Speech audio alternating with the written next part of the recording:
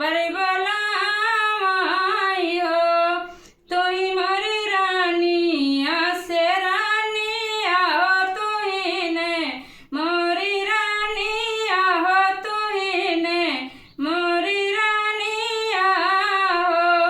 मोरी रानिया दैले तू मांगे भर सिंदूरा हो नयन भर काजीरा हो नयन भर काजीरा हो।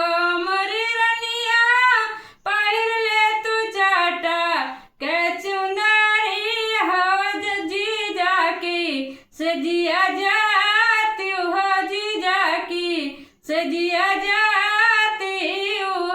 मोरी रानिया पहिर ले तू चाटा का चुंदरिया हो, जीजा की सजिया जाती हो। मंजूरिया उनके पाटी तई हो, मंजूरिया उनके पाटी तई हो। दैली मांगी भई सिंदूरा हो नयन भर काजीरा हो नयन भर काजीरा हो। मोरे रामा पहिर ली पियारी पियारिया हो, जीजा के गलिया जाई हो, जीजा के घरवा जाई हो। मोरे जीजा खोली देता चाना ना के मारिया हो, मंजूरिया आपन लिया त्या हो, मंजूरिया आपन लिया त्या हो।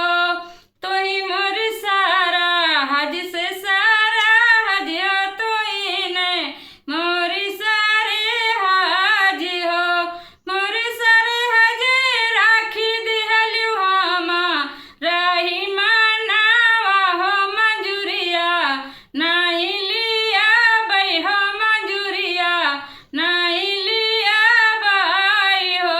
मोरी सारे हज राखी दिहलु हमा रही मानावा हो, मंजूरिया नाही लिया बई हो, मंजूरिया नाही लिया बई हो।